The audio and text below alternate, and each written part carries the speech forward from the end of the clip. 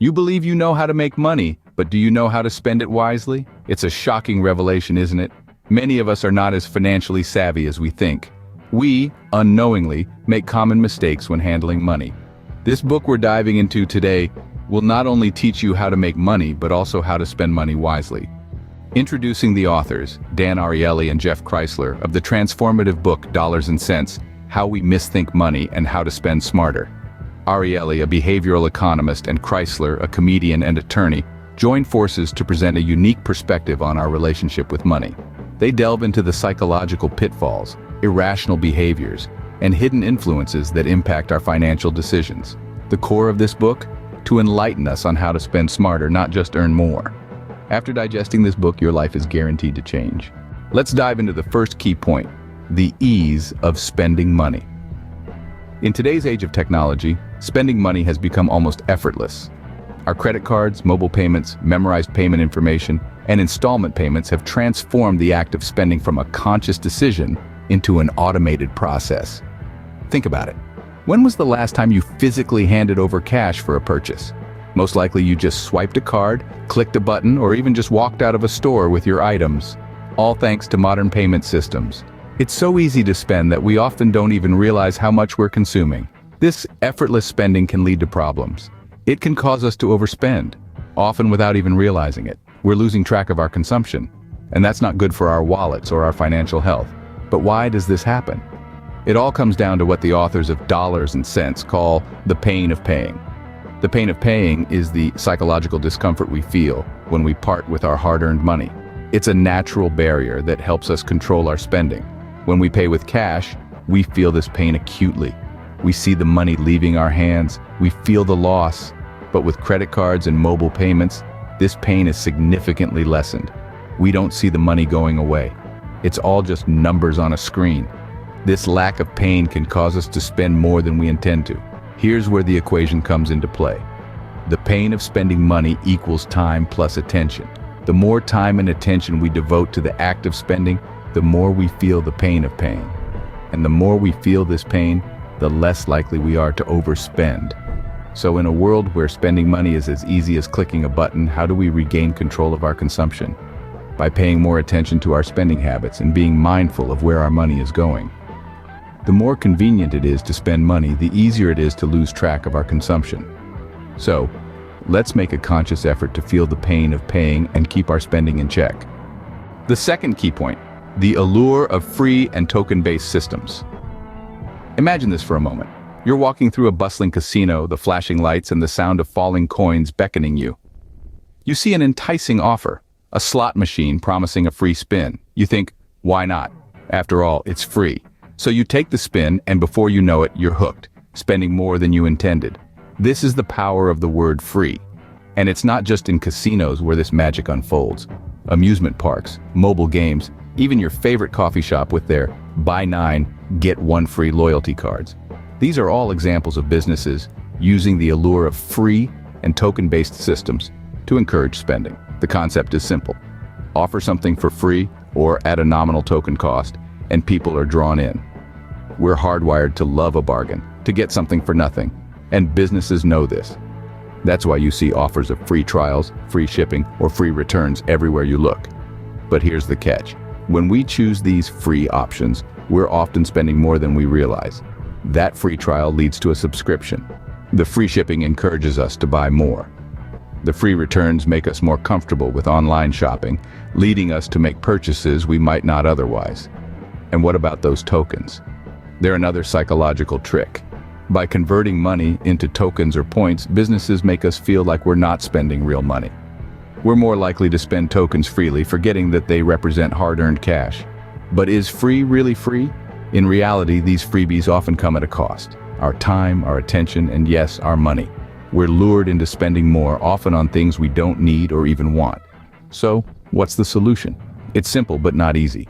It's crucial to stay away from these life-consuming things. Remember, the allure of free and token-based systems is just that, an allure, a clever trick to get you to part with your money.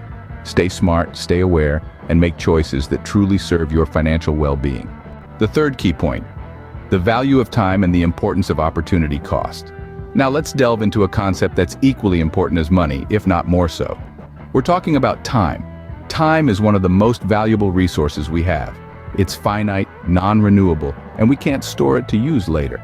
Every second that ticks by is a second we'll never get back. That's why it's crucial to understand the value of our time. Just like money, time is subject to the laws of supply and demand. The more scarce our time is, the more valuable it becomes. This is why we're often willing to pay more for convenience, to save our precious time. Have you ever taken a cab instead of public transport, or paid extra for express shipping? That's the value of time in action. But there's another aspect to the value of time, and that's opportunity cost. Opportunity cost is the potential gain we miss out on when we choose one option over another. It's the cost of the road not taken. Let's say you decide to spend an hour watching a movie. The opportunity cost could be the hour you could have spent reading a book, learning a new skill, or exercising. The concept of opportunity cost is not just about money. It's about making the most of the limited time we have. So how do we apply this concept to our life? Start by being mindful of how you spend your time. Evaluate the trade-offs and consider the opportunity cost. If you're spending too much time on activities that aren't adding value to your life, it might be time to make some changes. Remember, time is a precious resource, and once it's gone forever. So spend it wisely.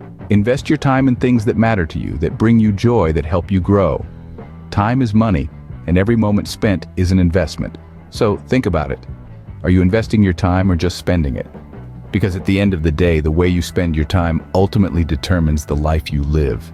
The fourth key point, the anchoring effect and confirmation bias.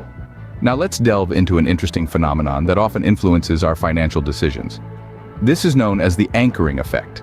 It's a cognitive bias that causes us to rely heavily on the first piece of information we receive.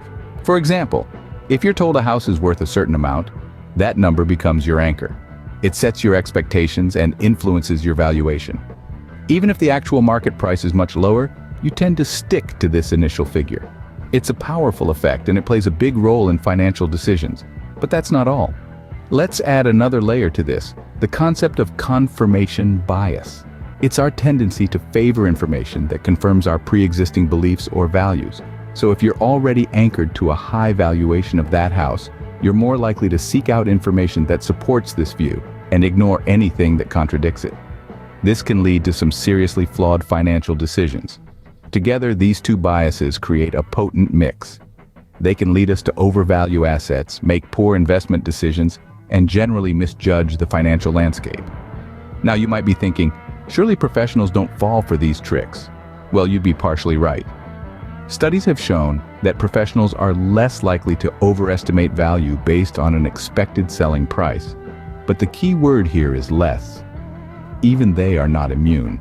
This is where herding and self-herding come into play. Herding is when we follow the crowd, while self-herding is when we follow our own past actions. Both can reinforce the anchoring effect and confirmation bias, making us even more likely to stick to our initial, potentially flawed judgments. It's a fascinating and somewhat unsettling insight into how our minds work. But by understanding these biases, we can start to counteract them, making smarter, more informed decisions. Others or our past experiences can cloud our judgment, leading to wrong valuations. The final key point, sunk costs.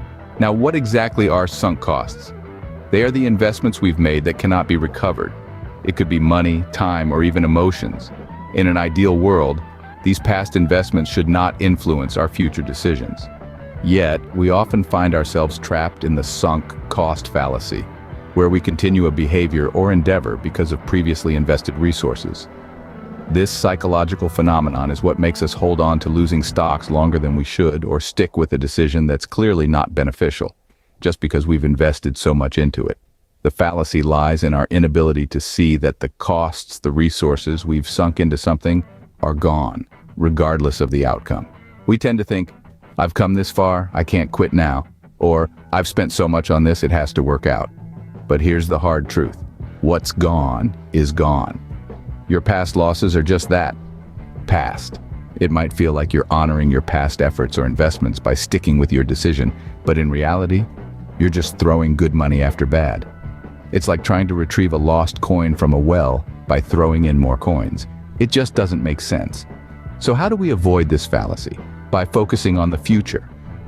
Future decisions should not be about making up for past losses.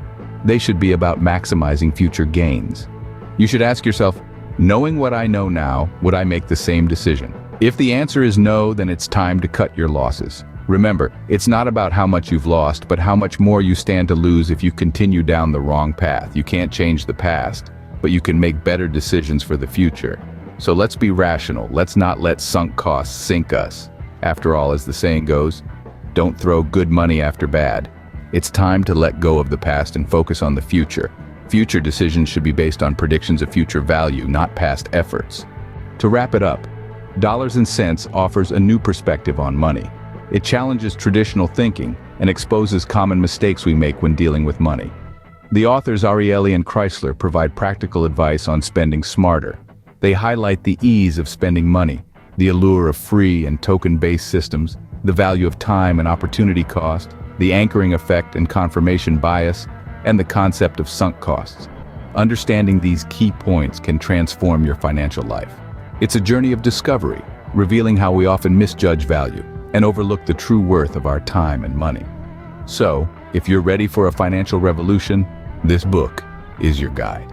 Don't forget to like this video and subscribe to our channel as we continue on the journey to wealth together.